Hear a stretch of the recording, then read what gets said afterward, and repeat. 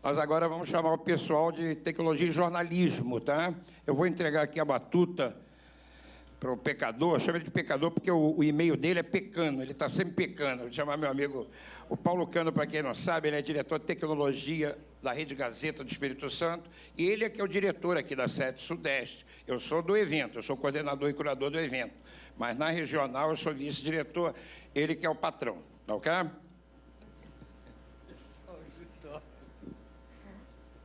Bom, eu acho que os nossos colegas poderiam vir, Daniela, o Eric, o Cláudio,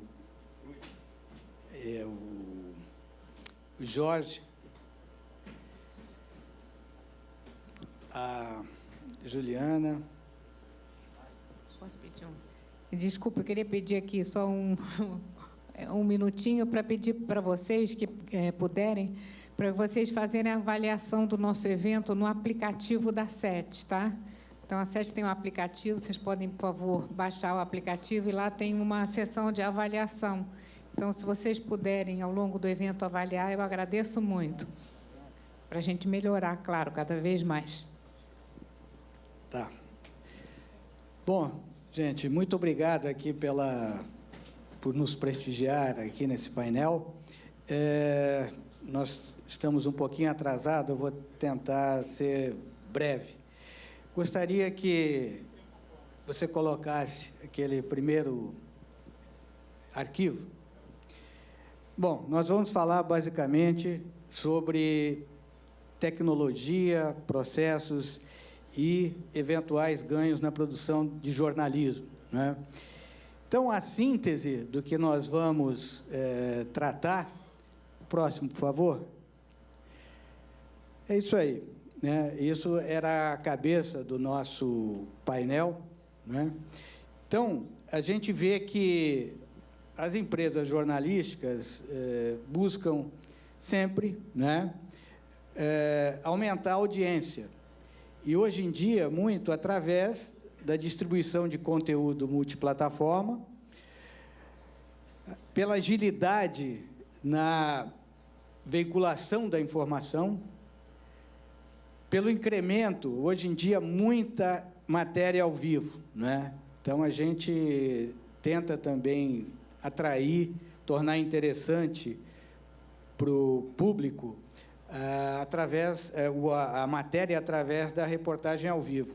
E, óbvio, que tem que ser uma matéria atrativa, né? A gente tem que fazer aquilo de forma que seja atrativo para o telespectador.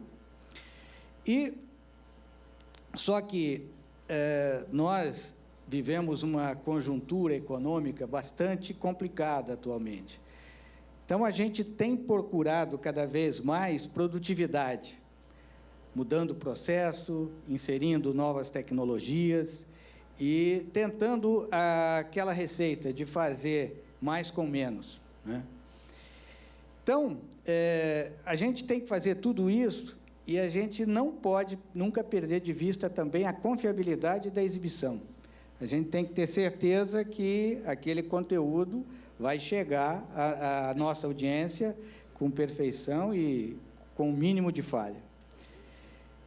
Então, visando atender todas essas demandas, né, a gente, como eu disse, os processos são otimizados, novas tecnologias são disponibilizadas e as empresas jornalísticas, elas vão agregando isso ao seu modus operandi, né? Então, para falar sobre esses assuntos todos, né, a gente tem aqui os nossos colegas que vão... O próximo, por favor. Que essa vai ser a ordem de apresentação, né? A Daniela, conhecida da grande maioria, ela é diretora de marketing da SET e é a CEO da AD Digital. O Eric, da Ponta, o Eric Soares, ele é um expert em tecnologia da Sony, está na Sony há muito tempo, colega nosso de longa data.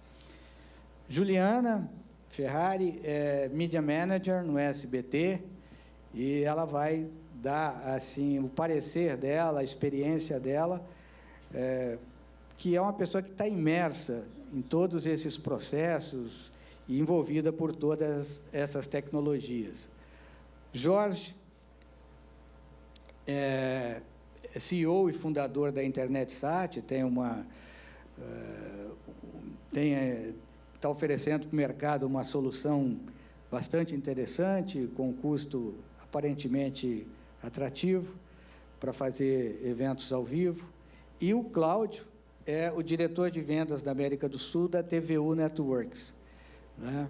E é um fornecedor também tradicional aí dos chamados mochilinks, né? Então, pela ordem, dona Daniela com a palavra. Obrigada, Paulo. Boa tarde para todo mundo. Agradecer o seu Cristóvão, como vocês sabem, ele é um sujeito muito dedicado. Parabéns, Cristóvão. Paulo Cano, pelo convite, aos meus colegas aqui, a nossa presidente, a Liliana, e todos vocês. Então, se o meu colega puder carregar, exatamente. Então, assim, basicamente, a gente tem aqui 5 a 7 minutos para fazer só uma rápida introdução de uma temática, e eu estou entendendo que depois a gente vai aproveitar para debater, né? Maravilha. Então, o que eu queria compartilhar com vocês é um estudo da Vice Media. Quem não sabe quem é a Vice, levanta a mão. É importante. Bacana. Então, eu vou rapidamente explicar para vocês quem é a Vice. A Vice foi fundada por aqueles 2 sujeitos barbudos, punks, no meio da década de 90, em 94, mais ou menos. Fundaram lá em Quebec uma revista, que a ideia era contar histórias de uma maneira diferente, com outro tipo de propósito, um outro tipo de narrativa. E eles foram conquistando coraçõezinhos, principalmente dos millennials, né? Então, a gente estava numa discussão agora na hora do almoço, quem é millennial, o que é faixa etária, o que é geração, tal. E aí eu descobri recentemente em um vídeo que a minha geração, eu acho que a grande maioria de todos vocês, quem tem menos de 30 anos aqui? 35? Menos de 35? Menos de 35? Acho que eu. Então, esses são os millennials. Os que não são millennials, somos todos, a grande maioria, eu descobri que nós somos a última geração híbrida humana, porque nós nascemos analógicos e tivemos que nos deparar com a questão do digital. Então, nós temos uma experiência que os nativos digitais nunca terão, né? E esses punks, eles também são dessa geração híbrida, porque eles têm há mais de 40 anos, com certeza. E o que aconteceu com essa Vice? Essa Vice se tornou um dos maiores conglomerados de empresas de mídia, presente em mais de 30 países, com investimento de milhões da Fox, da Disney, de fundos de investimentos. E o desafio que esses caras têm foi, como é que eu começo a contar a história para um público, que foi apresentado pela doutora Dancini aqui, que vai se tornar o maior consumidor de conteúdo, se é que já não é, e o maior consumidor de tudo, justamente nesse processo que a gente está agora de transição, na mudança de gerações. E esses caras, o desafio que eles tinham, além de contar uma história sobre uma outra perspectiva, uma outra narrativa, é o conteúdo genuíno, que tem propósito, é aquilo que interessa para esses jovens que buscam as coisas, pelo menos por um prisma da verdade, né, distante de interesses. Não quer dizer que a Vice não tenha, porque a base de sustentação da Vice, a título de modelo de negócio, é o conceito de branded content. Então, o que eles conseguem fazer é contar histórias para as marcas de forma que aquilo é o entretenimento para quem assiste. Esse é o principal pilar. Só que eles também têm canais de televisão. Recentemente, o Grupo Globo fechou uma joint venture com a Vice no Brasil, né? Além disso, eles promovem eventos, fazem cobertura de guerras por uma perspectiva completamente diferente do que é o convencional. Então, cobertura lá da Primavera Árabe, da questão da Síria. Então, esses caras se popularizaram justamente nesse nicho específico que cresce e consome e tem dado um resultado que parece satisfatório para o negócio em si. E aí, o que esses caras tiveram que fazer? Como eles começaram a se popularizar e, ao mesmo tempo, estarem distribuídos no mundo inteiro, como eles não tinham o legado de um grupo tradicional de mídia, como é o caso da grande maioria dos presentes aqui. que é uma estrutura tecnológica já ao longo das últimas 3, 4 décadas, e que você tem que transformar não só cultura, mindset de negócio, pessoas. Então, eles partiram do seguinte princípio: como a gente pode ousar, e tudo aquilo que eles criam, um pouco diferente do que o Paulo colocou aqui no início da apresentação da síntese do painel, né? Essa preocupação naquela qualidade, realmente naquilo que você vai entregar, eles não têm essa preocupação. Eles têm um modelo de startup, a tentativa e erro. Dão 10 milhões de dólares na mão de um garoto de 20 anos. Se ele fizer um documentário e der certo, perfeito. Se não der, tudo bem, parte para outra. Esse é o conceito. Então, pegando um pouco a questão da tecnologia, o que eles montaram nesse centro que eles têm lá no Brooklyn, em Nova York, que eu tive a oportunidade de conhecer um pouquinho antes da NAB. Eles construíram, nos principais pontos do mundo em que eles produzem conteúdos, que são mais de 30 países, na realidade, eles montaram uma estrutura em nuvem, em que o gestor do conteúdo, que é o famoso MAN, está em nuvem, que é uma plataforma chamada Exchange, e fecharam um acordo com a Tata, que é aquela empresa indiana, que está presente na grande maioria dos países, entregando, inclusive, infraestrutura local, last mile e tudo mais, né? E aí o segredo desses caras é, em todos os lugares, qualquer contribuidor pode fazer upload de material para a nuvem. Aquele conteúdo fica disponível para todo o planeta, para todos os integrantes desse grupo. E dali, se você quer produzir, ou aquilo faz sentido para você contar uma história para a tua região, você faz um download daquele material, edita aquilo local, produz, exibe, distribui para as diversas janelas que eles estão apoiados hoje, YouTube, Facebook, canal eles também têm, parceria com a HBO, etc. E depois, no material finalizado, eles voltam aquele conteúdo para a nuvem, para que outros possam reaproveitar. E como os nossos colegas cineastas estavam dizendo, talvez criar um long tail dessas coisas. Ou seja, como é que eu uso a experiência de um cara que está em Moscou para um cara que está em Londres e continuo contando essa história, talvez por um viés de narrativa diferente, por mais tempo. Então, essa é a experiência da Vice, que eu acho que era importante assim compartilhar com vocês. Paralelamente a isso, quando a gente começa a falar em mão de obra, que eu vi que foi um grande tema aqui, né, pela manhã, e é uma discussão, uma preocupação, como é que a gente vive esse momento de transição tecnológica, ao mesmo tempo, como é que a gente começa a continuar contando histórias de forma que esses modelos ainda permaneçam com a questão da monetização. É assim que você vai dar sustentação para a questão do jornalismo. Eu acho que vai ter algum painel sobre isso também, né? Principalmente pensando em grupos regionais, grupos nacionais. Como é que esse negócio continua se sustentando? Essa universidade é uma universidade lá do sul da Califórnia, e eles romperam uma primeira barreira, né? Se você visitar a grande maioria das escolas de comunicação aqui do Brasil, as que têm mais sofisticação do ponto de vista da sua infraestrutura são muito parecidas com o que é aquele modelo tradicional de produção de conteúdo dentro de uma emissora de TV, não é? Então, você está preparando, por mais que você tenha um discurso efetivamente moderno, e muitos professores acadêmicos, evidentemente, que vêm tratando dessas questões novas, não necessariamente você consegue dar a prática para que esses alunos possam estarem preparados para esse desafio e serem a válvula que vai ajudar, né, esse motor em aceleração a transformar as companhias. Então, essa universidade, o que ela fez? A primeira coisa foi derrubar todas as paredes, barreiras, também criar um modelo, só que numa cloud privada, não numa cloud pública, em que você tem uma única ferramenta, em que você vai carregar conteúdo, distribuir conteúdo, pesquisar conteúdo e arquivar conteúdo, independentemente da narrativa e o veículo que aquele aluno estaria eventualmente produzindo. Então, isso aqui é um modelo de uma redação em que você tem gente produzindo para rádio, produzindo para o digital, produzindo para impresso, produzindo para TV aberta, que pode ser a mesma história, só que a narrativa de cada história para cada janela vai ser contada de uma maneira diferenciada. Então, esse é um bom exemplo e, por coincidência, eles utilizam a mesma tecnologia que a Vice Media no mundo, tá? Então, foi por isso que eu achei que valia trazer essa experiência aí da UCS.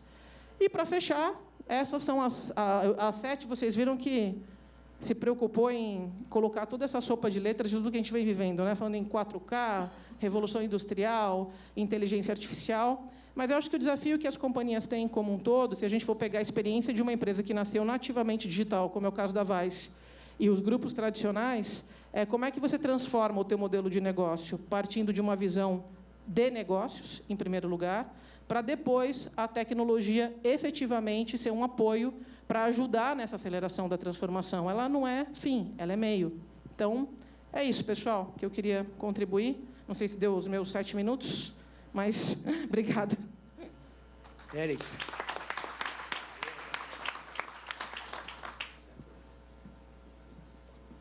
Bem, boa tarde a todos. Queria mais uma vez aí agradecer o convite, a organização da SET, né, o Cristóvão, toda a dedicação aí para organizar as equipes, o Paulo também pela oportunidade de a gente poder participar do painel.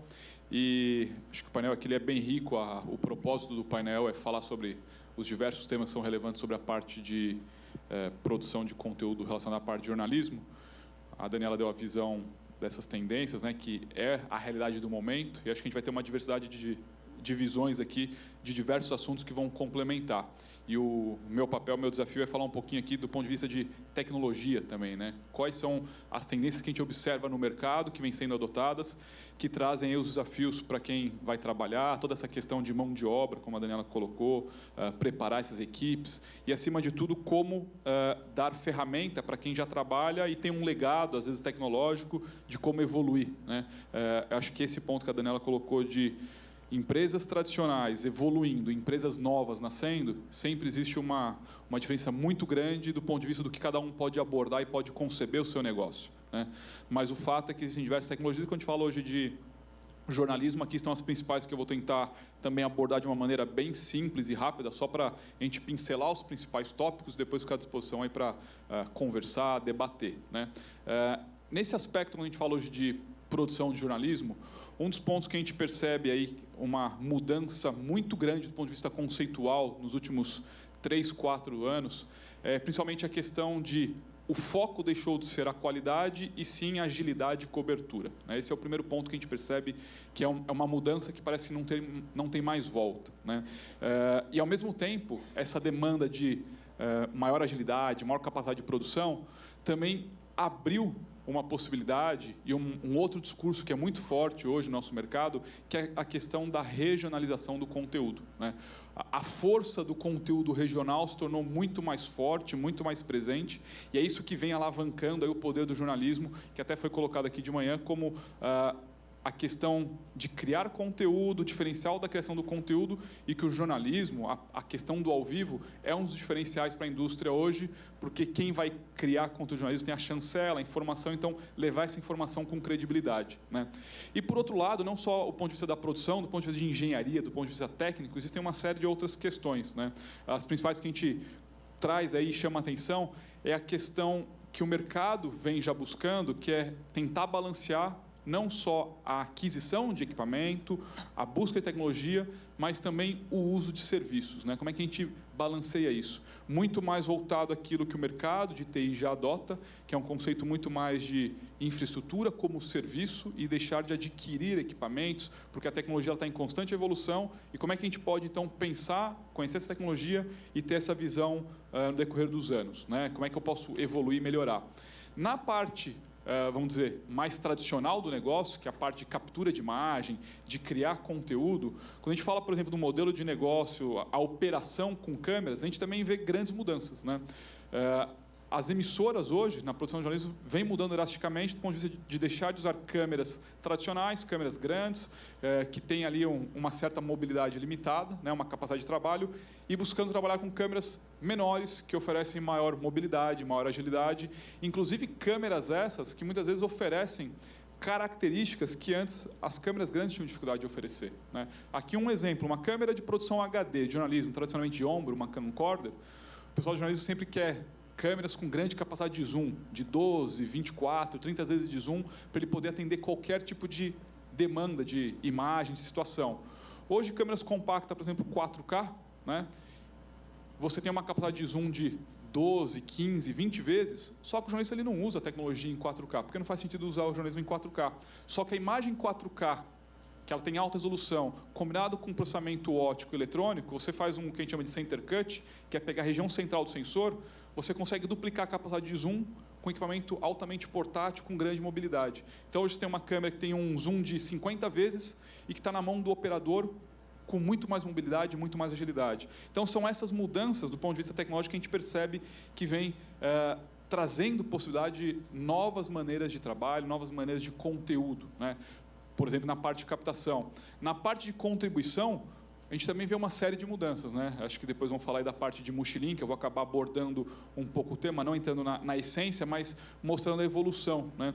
Onde a gente saiu nos últimos anos aí da evolução da transmissão tradicional por satélite, por link, para as chamadas redes de celular com maior mobilidade, né? Que o mercado passou a chamar deixou de chamar de SNG para CNG, que é o Cellular News Gathering, e isso passou a estar incorporado nos mochilinks, passou a estar incorporado em unidades móveis que hoje trabalham com tecnologia de telecom, fazendo transmissão por dados, né? E as próprias câmeras que hoje incorporam essa tecnologia. Então, a gente vê toda essa mudança porque a conectividade é muito mais presente. E a conectividade, inclusive, do ponto de vista do usuário, que não usa mais somente câmera, mas também é uma tendência muito forte de usar dispositivos que vão contribuir com conteúdo com grande agilidade.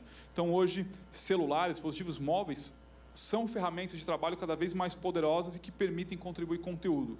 Desde um conteúdo ao vivo, muitas vezes uma transmissão ao vivo, fazer um streaming de um conteúdo, né? Isso é comum, isso é cada vez mais recorrente, como também a capacidade de você contribuir gravações. Então, você gera conteúdo, grava conteúdo, contribui para a emissora para que a equipe de jornalismo possa continuar produzindo esse conteúdo, né? E tudo isso vem ganhando agilidade, porque até pelo modelo da operação, né? Do ponto de vista tecnológico, a Daniela comentou aqui os dois casos, né? E aí ela citou da questão do uso da nuvem, né? E acho que esse é um outro ponto que vem chamando a atenção do mercado como um todo, né? Porque a nuvem passa a abrir possibilidades que até então não existiam, como também a gente percebe que as equipes de produção se beneficiam e as equipes de tecnologia passam a vencer barreiras do ponto de vista de receio, de implementação. Por quê? Hoje, por exemplo, essas tecnologias de transmissão ao vivo, de contribuição de conteúdo pela nuvem, ela ganha uma dimensão, uma agilidade, né? Uma capilaridade que a gente diz que é muito maior. Em que sentido? A gente deixa de trabalhar do modelo ponto a ponto, onde você fazia uma contribuição via satélite do ponto da externa para a emissora, isso passa a ser uma contribuição multiponto. Porque um sinal de celular hoje, você consegue subir para a nuvem, e esse sinal na nuvem ele tem capilaridade, ele pode ser acessado em qualquer estação de trabalho no mundo inteiro que pertence àquela infraestrutura. Então, um sinal de transmissão ao vivo, ele pode ser trabalhado por N equipes de produção ao mesmo tempo, né? Então, isso te dá um poder de trabalhar o conteúdo com uma agilidade, uma dinâmica muito maior, que aí entra, acho que na questão que a Daniela também comentou, que é essas novas gerações, o modelo de negócio. Então, como é que a gente pode repensar o negócio para explorar tudo isso? Então, são tecnologias que a gente percebe essa necessidade, essa demanda, né? E tudo isso combinado é o que a gente também percebe em diversos casos que vem acontecendo na indústria, do ponto de vista de fazer a cadeia de produção, né? A cadeia de produção deixou de ser um modelo tradicional, em que você faz gravação na rua, leva o material para a emissora, na emissora você faz o ingest, você edita, coloca no playout, deixou de ser esse processo.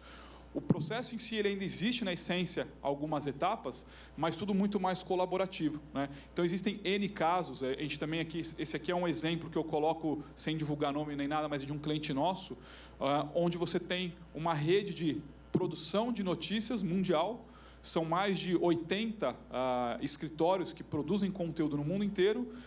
E como é que é o modelo que eles criaram? Eles saíram do modelo tradicional, partindo para uma plataforma 100% na nuvem, né? E aí, quando a gente fala de nuvem, é claro, surgem uma série de questões, né? De benefícios que a tecnologia pode trazer, né?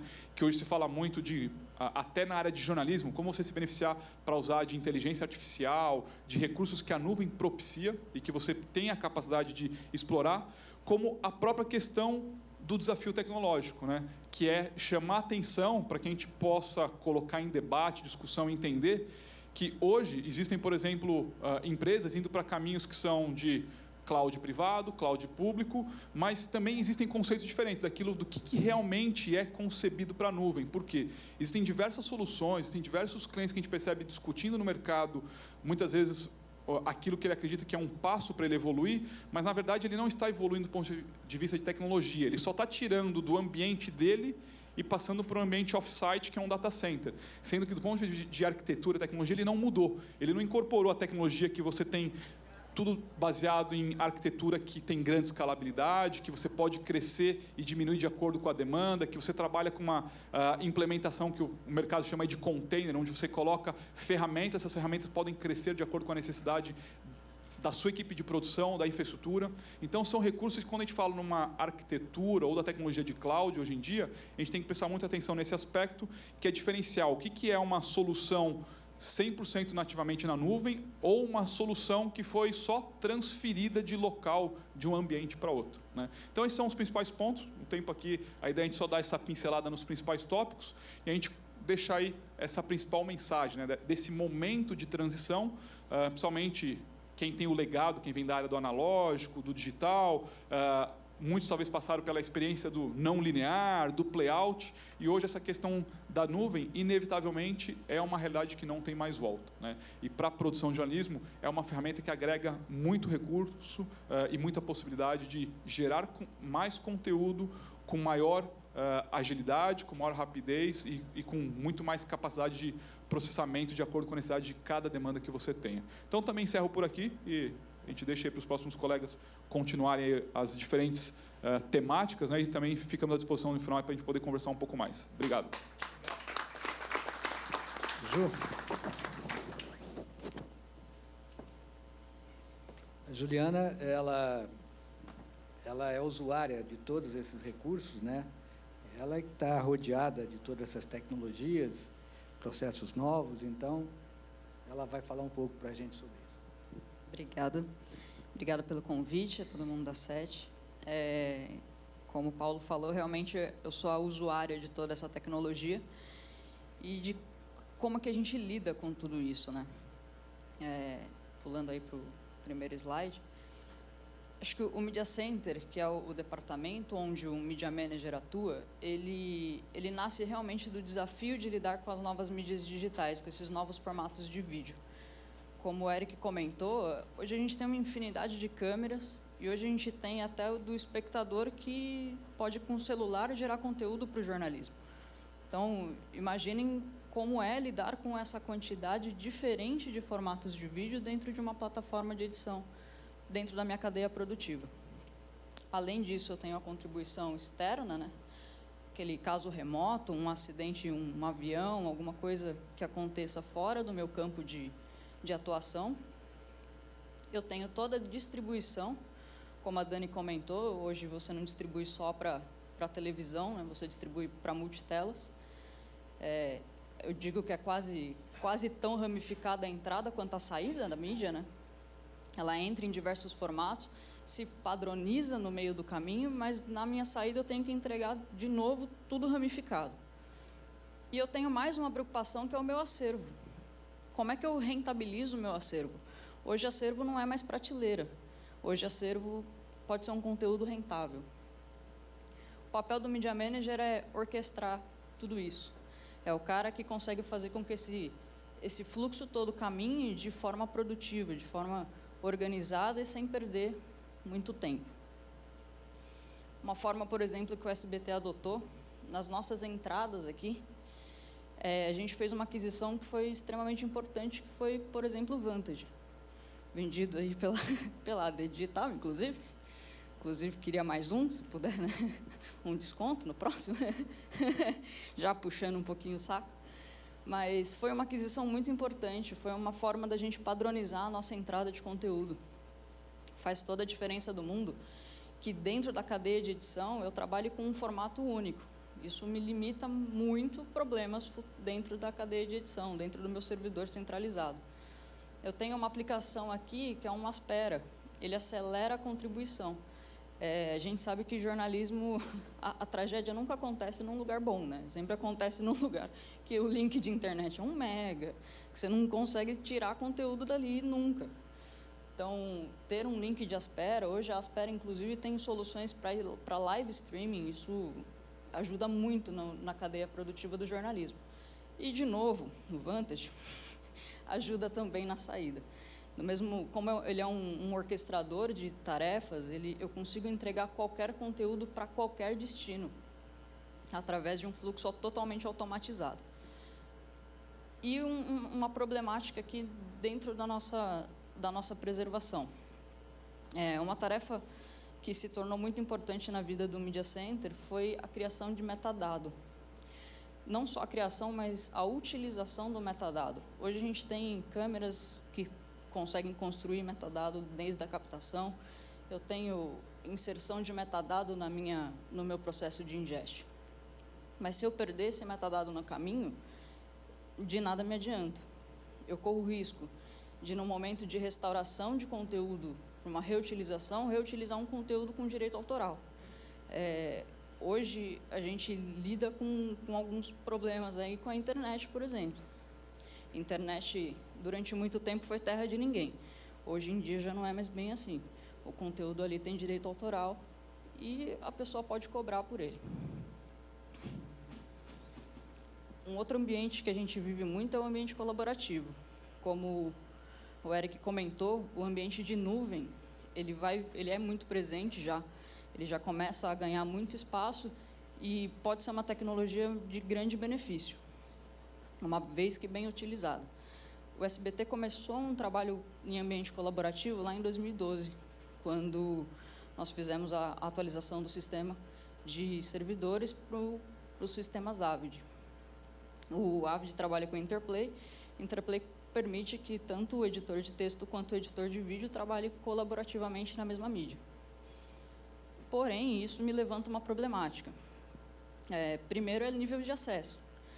Na nuvem, quando a gente fala de trabalho em nuvem, de equipes pulverizadas, isso é mais problemático ainda. Como é que eu dou acesso para todo mundo, né? É saudável esse acesso para todo mundo? Normalmente não. Você não vai dar acesso para o estagiário, o mesmo acesso para um editor executivo que vai finalizar aquele VT, que vai aprovar.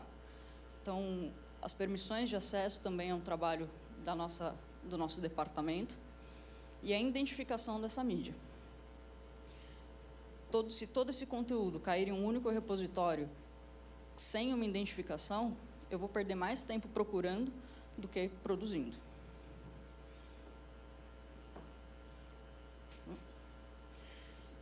E, bom, diante de todos esses problemas aí que eu trouxe para vocês do trabalho colaborativo, de uma infinidade de mídias digitais, a gente percebe que nasce no mercado um novo tipo de profissional.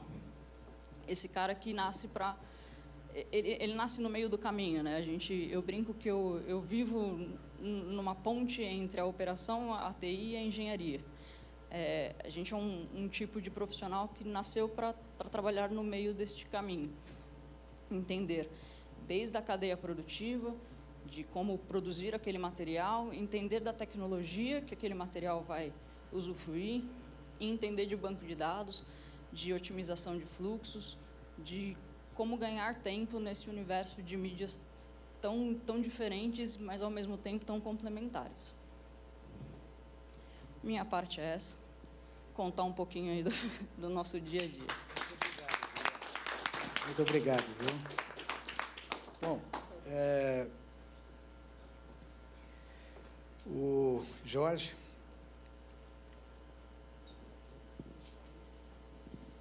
Obrigado. Boa tarde a todos. Paulo, obrigado pelo convite. Cristóvão, a Sete. É um prazer mais uma vez estar aqui com vocês. E durante o dia a gente viu muito, né? O Eric comentou bem aí falando de infraestrutura, né? Um tema que eu vou contar um pouco. Tive dentro de uma emissora por aproximadamente 8 anos, né? Metade do ponto de vista de portal e metade do ponto de vista de TV mesmo, suportando as operações não só no Brasil, mas internacionais também. Em cima disso, acabei adquirindo um know-how, né, do ponto de vista, assim, olha, quais são as dificuldades que a gente tem hoje. Quando a gente fala, seguindo aqui para o primeiro slide, tentei fazer aqui uma linha do tempo, tá? Bem simples, falando de transmissão, né? Então, basicamente, aqui a gente está falando de jornalismo, está falando de ocasional, está falando, a Juliana acabou de comentar aqui, a gente não escolhe o local que vai ter o evento, chega lá, não tem conectividade, seus problemas acabaram.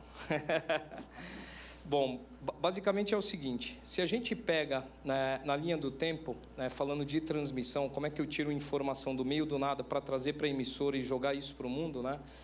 desde o passado, o Cristóvão pode me ajudar aqui. O Brasil é um dos países mais antigos a usar satélite, certo? Desde a década de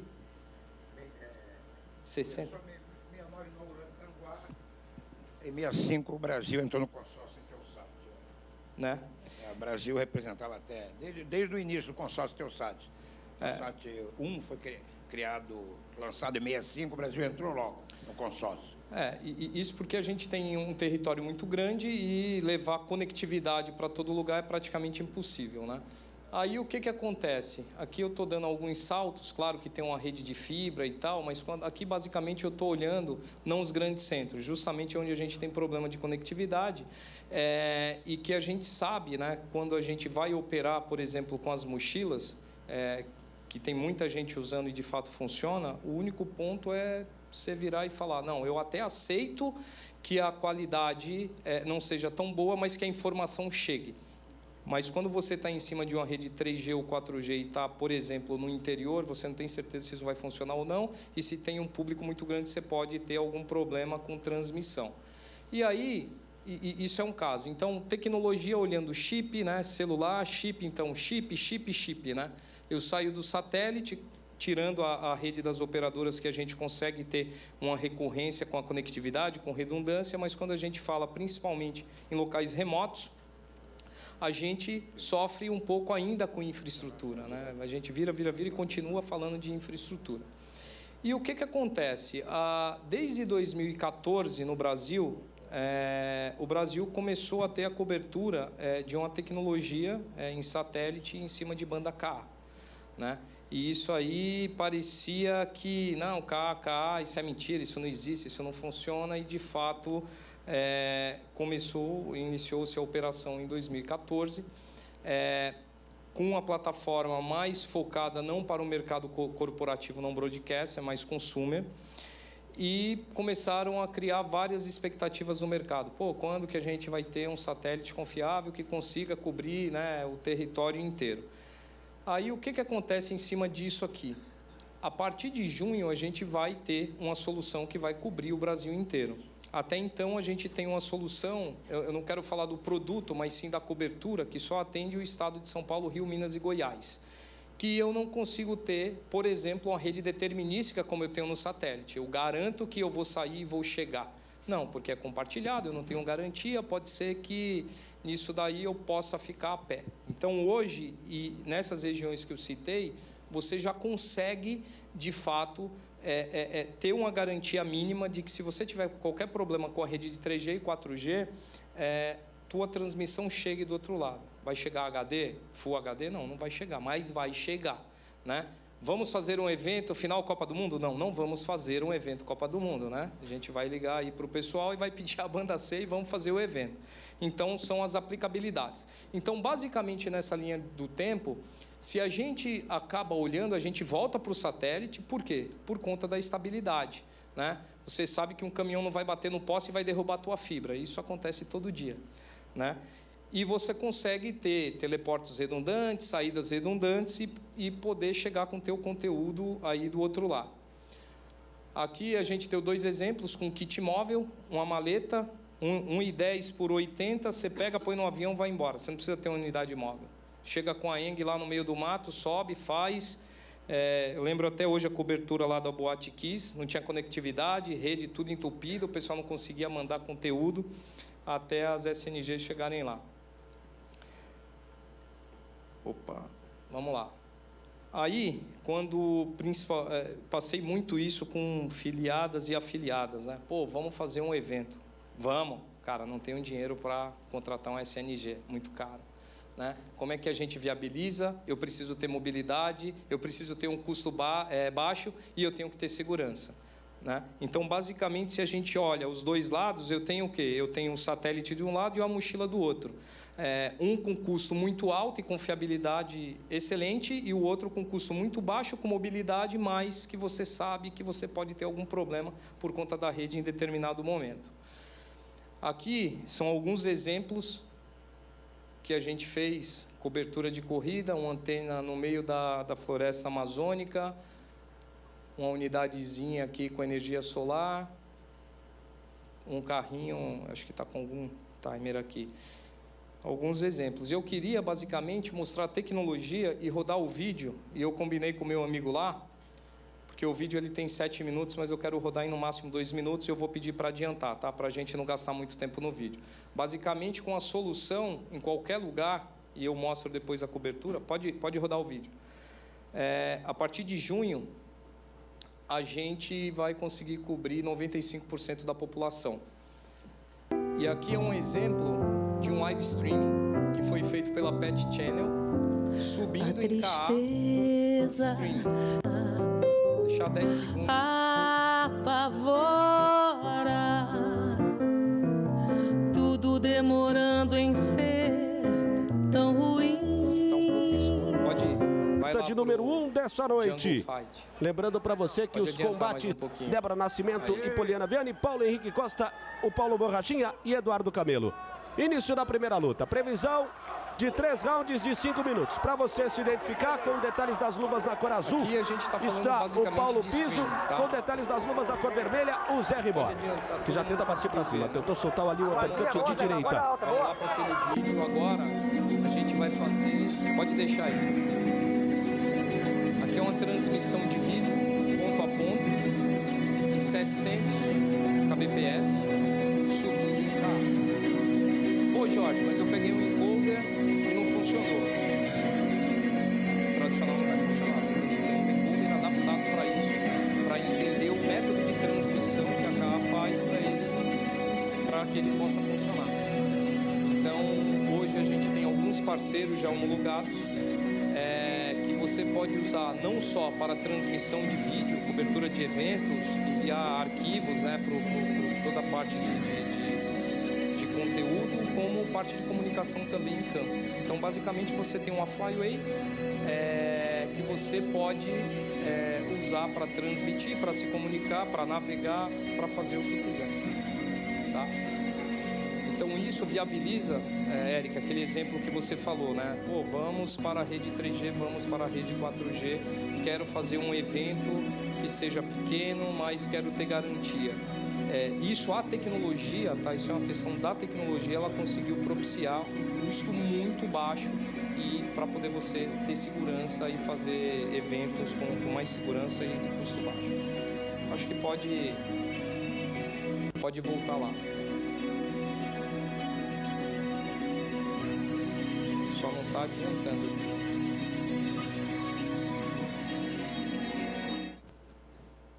Você adianta aí para mim? Gente, alguns casos que a gente já fez aqui, alguns cases, Copa do Mundo, transmissões e leilões, várias aplicabilidades, o próprio Rio. Basicamente é isso. Obrigado, pessoal. Esse aqui é para o Cláudio.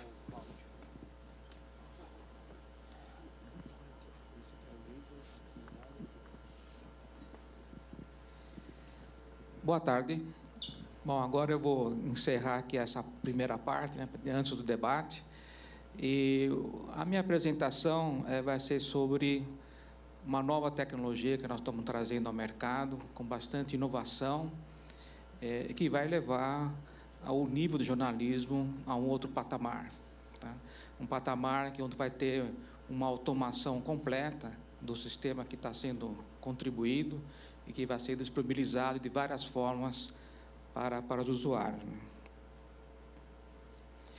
Hoje, a situação que temos, né, é uma separação de atividades dentro da TV.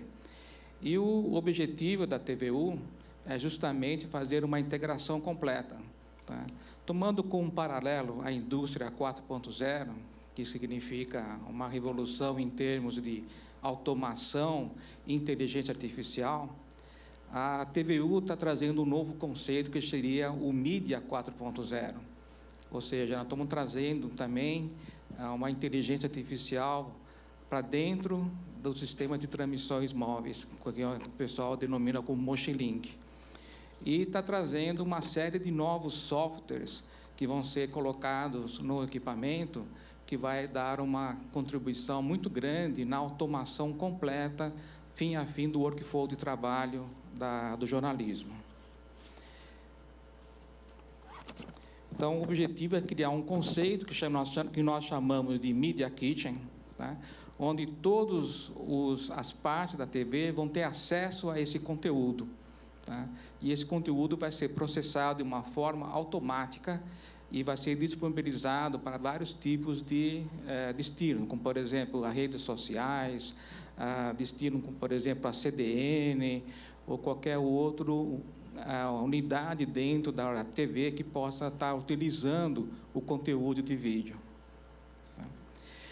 Se nós pusermos um gráfico aqui, onde nós mostramos, primeiro, o conteúdo sendo criado para qualquer tipo de audiência, né? E as máquinas que vão fazer a parte da inteligência artificial e o script. A gente vê que o conteúdo hoje está sendo sobre IP. Então, a primeira coisa é que a informação está sobre IP. O segundo ponto é que, com esses novos softwares, nós conseguimos fazer alguns tipos de atividades bastante interessantes, como, por exemplo, a gente pode criar o conceito implementar o conceito dentro da mochila do Slug Story.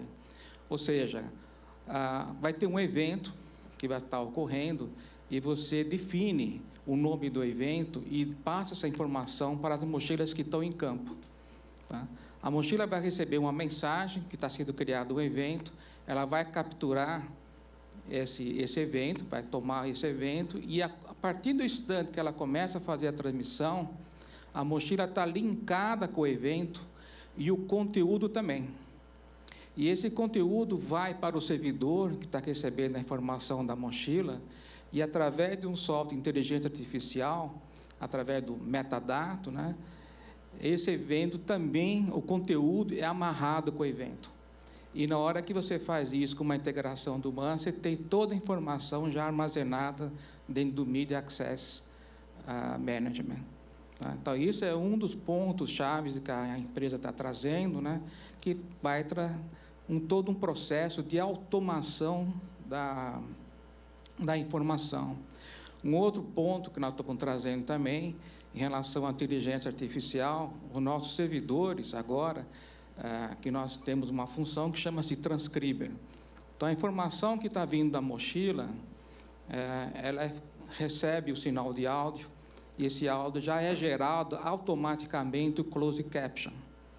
Tá? E gerado o texto, é armazenado dentro do servidor, e o jornalismo pode, posteriormente, fazer uma pesquisa sobre o texto que foi gravado. Tá? Além de ele gerar o closed caption, ele abre uma ferramenta de pesquisa sobre o texto. E nós vamos também, através da inteligência artificial, incorporar a pesquisa facial. Então, por exemplo, se tiver um evento e o jornalista quer, posteriormente, buscar uma informação de imagem, identificando o rosto de uma pessoa, é possível junto com esse mecanismo que está sendo implementado. Uma outra forma também que a gente tem a implementação nesse conceito novo é a forma de recebimento de informação e distribuição da informação. Tá? Então, nós temos um conceito de distribuição da informação via rede, que pode ser via rede internet, ou uma rede privada, ou pode ser via nuvem. Tá? E essa informação ela pode ir tanto a ponto, como ponto multiponto. Tá? E o mais interessante é que, no conceito que nós criamos, que chama-se GRID, nós temos hoje já implementado junto a um cliente, que é a CNN, que nós temos uma solução chamada-se Grid Marketing. Ou seja, o conteúdo que é gerado pelo jornalismo, tá, ele pode ser disponibilizado ao mercado e monetizado. Quer dizer, vai ter um faturamento sobre a informação que foi criada. Tá? Esses são alguns conceitos que nós estamos agora implementando, que foi, inclusive, lançado na NAB. Tá? Então, em termos básicos de estrutura, primeira coisa, né, o nosso hardware é bem simples. Nós temos lá o transmissor e temos o receptor. Só que esse hardware, ele, vamos dizer assim, ele não agrega nada especificamente que deixe ele travado. Ele é uma máquina que tem um processador, uma memória, tá, com uma grande capacidade de processamento. e 90% da solução é software. Tá? Então, hoje, o pessoal pensa, poxa, vou ver se comprar uma unidade dessa, né? Daqui a um ano está obsoleta, porque vai mudar o hardware, porque o codificador está em hardware, então vai mudar da H264 para H265, estou trocando, então o pessoal prefere fazer o aluguel, né? Com essa solução, tudo é software, inclusive a codificação. Tá? Então, toda modificação, isso dá uma garantia muito grande em termos de longevidade do produto, o ciclo de vida do produto. E tudo que vem de ser de novidade vai ser incorporado como software. Quer dizer, o hardware fica preservado por um longo tempo e as novidades vão ser trazidas por software.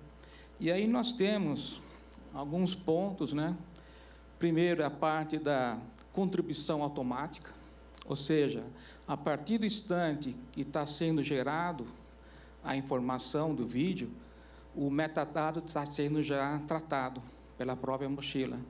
E essa informação ela vai indo dentro do workflow e vai gerando uma série de outras soluções, como, por exemplo, carregamento automático para redes sociais ou para a CDN, a disponibilização dentro do grid marketing para ser usado por outras empresas que vão precisar daquela informação, tá?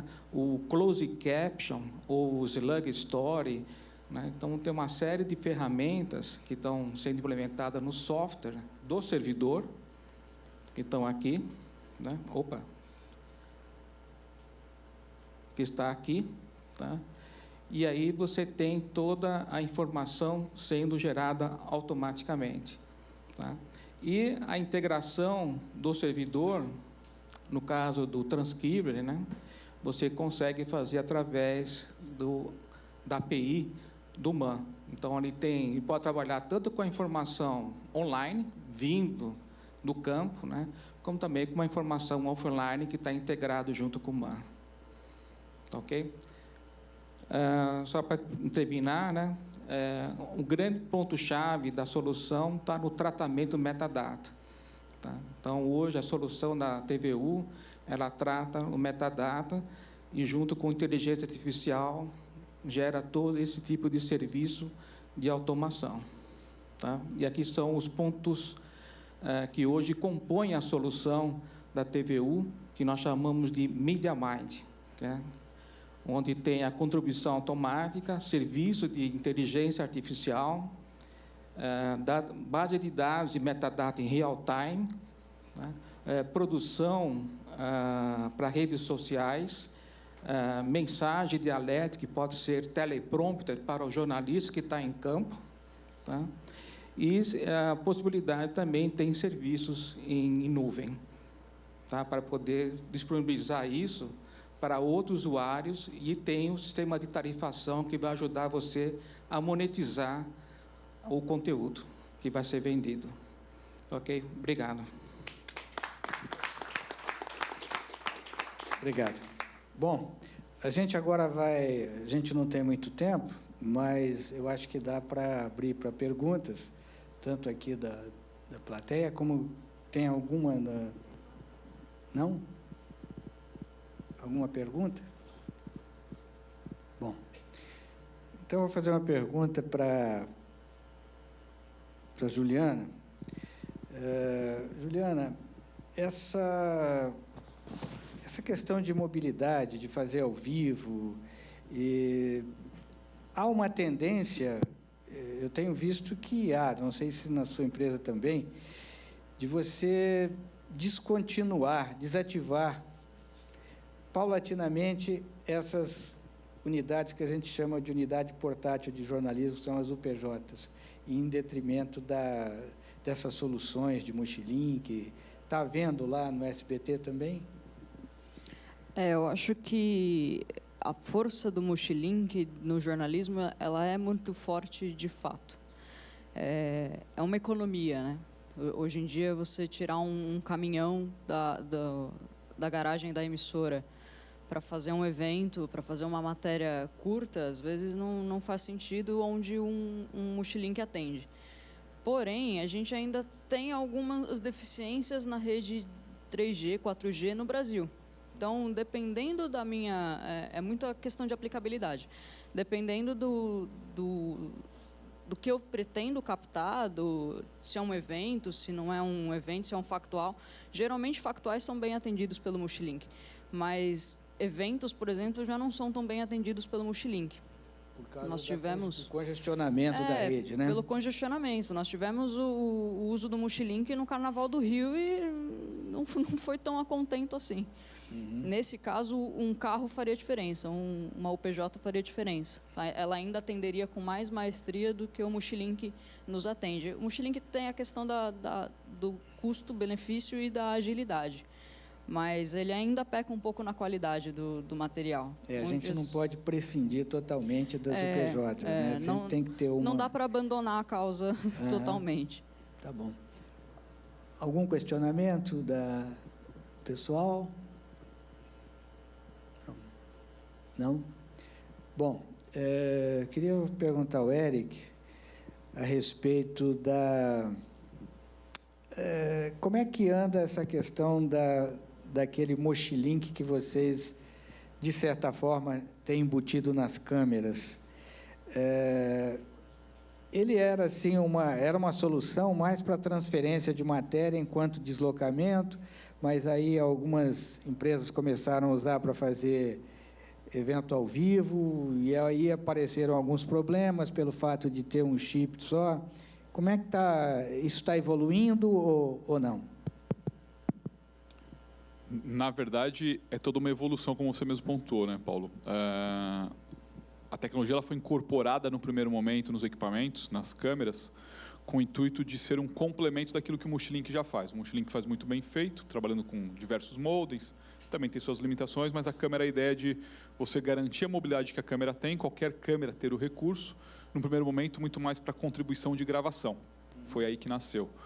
Depois veio a evolução, que foi no sentido de fazer transmissão ao vivo, que era o que o Multilink já fazia, e você complementar, então, o trabalho quando você não tem o Multilink presente. A câmera está sempre presente na cobertura, nem sempre o Multilink, então você tem o recurso da transmissão ao vivo. Então, você passou a ter os dois recursos. Então, essa foi a evolução. Dentro dessa evolução, vieram outras também evoluções, né? Essa conectividade entre a câmera na rua com a emissora era uma tecnologia ponto a ponto, era a câmera com um servidor, né, um receptor na emissora. Isso passou a trabalhar com nuvem para contribuição de arquivo. Hoje, trabalha com nuvem para transmissão ao vivo, para contribuição de arquivo, com ambiente de produção, de edição, de jornalismo integrado, trabalha com sistema de newsroom integrado. Então, a evolução ela vem gradativamente porque é uma demanda do mercado, né? Como foi pontuado pela própria Juliana, a gente entende que existem situações em que você tem uma demanda muito excessiva, a rede celular não suporta, né? Então, muitas vezes, um recurso não atende. Aí, outra evolução que tem é que hoje, por exemplo, as câmeras já suportam dentro da câmera mais do que uma conexão. Você não tem só mais uma transmissão, um modem, né? Você já tem duas conexões, você já tem o que a gente chama de dual link, LTE. Então, você tem a possibilidade de trabalhar com mais conectividade para aumentar um pouco mais essa robustez.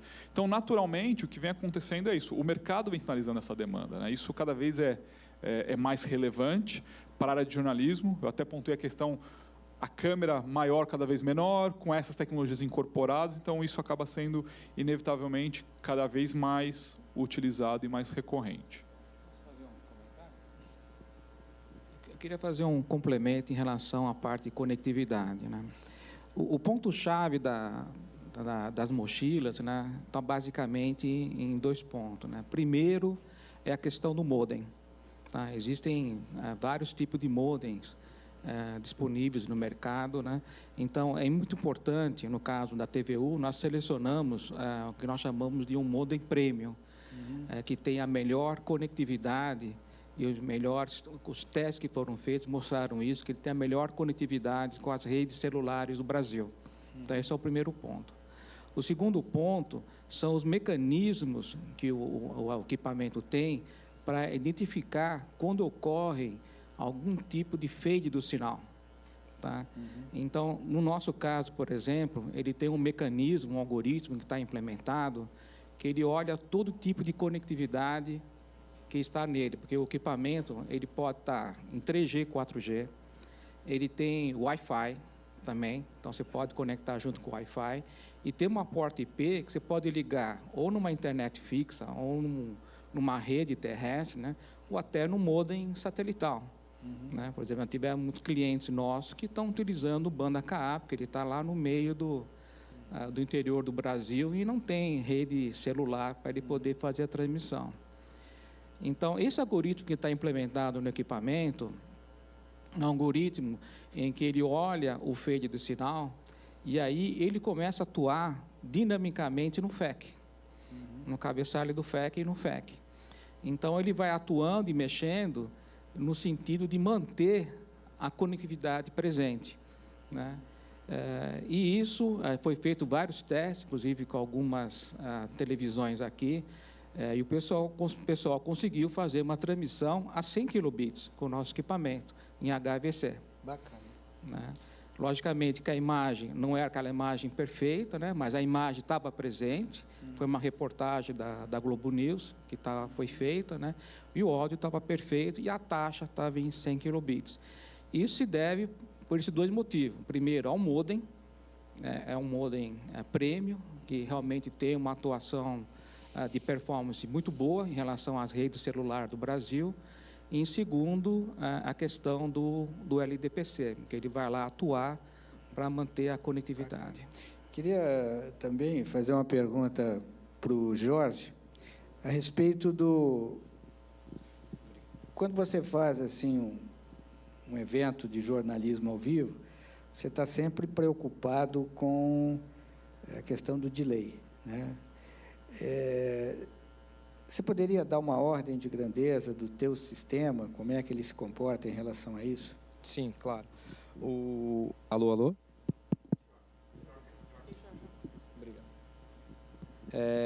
No caso da KA, como foi um produto que foi desenhado para entregar a internet, tá?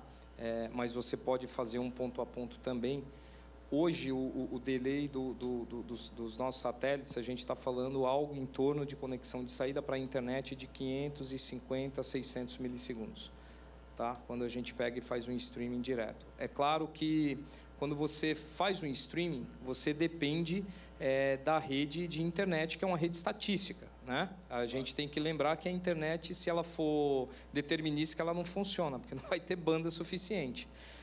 Mas a gente pode usar o KA como last mile, chegar no teleporto e puxar uma fibra do teleporto direto para a emissora. Eu tiro o estatístico da frente e faço de ponta a ponta um determinístico, garantindo banda. Tá? Então, com 550 milissegundos, só vou dar um exemplo, a gente trafega também, porque o vídeo, né, quando é ao vivo, por mais que você não tenha interação, eu posso ter um delay, posso ter um cache se a pessoa não tiver uma referência. A gente trafega a voz. Telefonia não existe isso, porque eu tenho que falar e o cara tem que responder, né? Então, hoje, a gente tem uma plataforma de telefonia que funciona 100%. Então, assim, com 550, né, digamos que a gente chegue a 1 segundo. Hoje, um SNG tradicional, a gente está falando o quê? 1,5, né? Uma bem montadinha, né? Depende do encoder e decoder. Mas a gente consegue hoje, com os equipamentos de mercado, com todas as taxas de compressão e codificação e decodificação no final, no máximo aí 1 segundo, 1,5 segundos. A gente vai, se não tiver interação por conta da internet, o que a gente faz? Põe um cachezinho por conta da variação da rede no meio do caminho, por ser uma rede estatística, tá? Mas a partir de 550 milissegundos. Ok. Bom, então a gente termina o painel por aqui. Eu agradeço aí a atenção de todos. Muito obrigado e muito obrigado aos colegas palestrantes.